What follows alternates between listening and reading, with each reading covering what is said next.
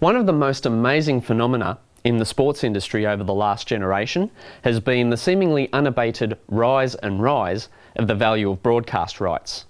Indeed, in 1999, top sports economists Rod Fort and James Quirk wrote, quote, "It's a no-brainer. Over the past 20 years, from 1980 on, the most important single factor responsible for the wild explosion in franchise prices and in player and coaching salaries is the huge increase in pro sports television income," unquote. And in the last decade or so, we've seen more of the same. With reference to the AFL, from 1988, the rights deals increased in successive waves from 30 million to around 80 million to 150 million to 500 million, then to 780 million over the period 2007 to 11. And just when you think they've plateaued, they managed to pull yet another rabbit out of the hat. The most recent rights sold for a staggering 1.253 billion, and the experience is similar in the NRL, not to mention many other analogous stories across European football and the North American major leagues. So what causes media networks to bid ever-increasing amounts to secure the rights? Well, they believe these sports will help boost ratings and provide other benefits, but proceed down the chain buyer level, and the funds ultimately come from advertisers who want to get you to consume their product. In that desire, these advertisers have been willing to throw more and more funds into advertising. Let's try to drill down into this aspect by modelling firms and advertising choice. The worth of advertising is related to its marginal revenue product. But what if the advertising's impact falls directly on brand switching, not really on overall consumption increases? Then the net result depends not only on how much advertising we do, firm X, but also on how much our rivals do, firm Y. We can write this formally as marginal revenue product equals marginal product, which is a function of the amount of advertising by both firms, multiplied by marginal revenue, a function of level of sales of the advertised product, meaning that marginal revenue product is a function of all three variables. We can use game theory, a field of economics somewhat popularised by the portrayal of joint 1994 Nobel laureate John Nash in the Oscar-winning film A Beautiful Mind.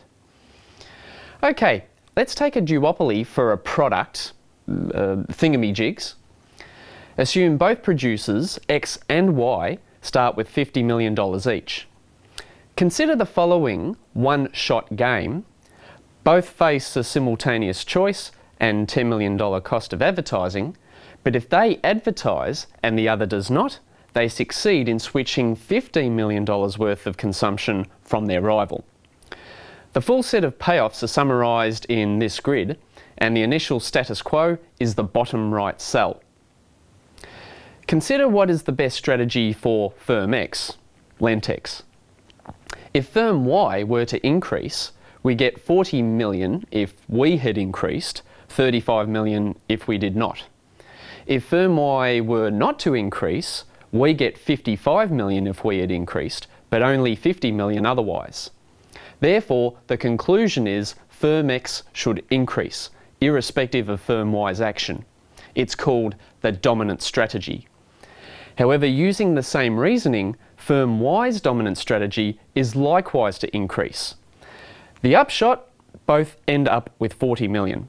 Note, of course, that both would prefer 50 million. This outcome is known as prisoner's dilemma, or perhaps here an advertising dilemma.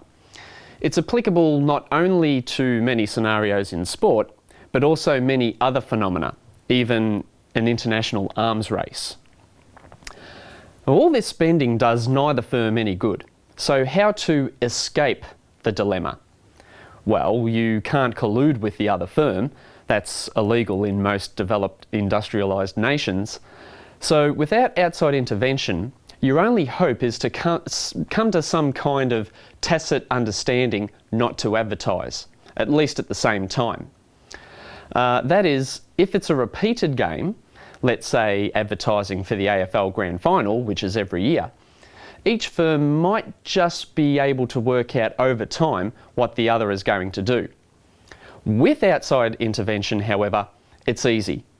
If we take the government-imposed ban on tobacco advertising on television in the 1970s, firms no longer had to worry about preserving sales in the face of rival advertising, and subsequently profits skyrocketed, albeit temporarily. In summary, one thing for certain is that media rights are here to stay, and probably to rise even further still.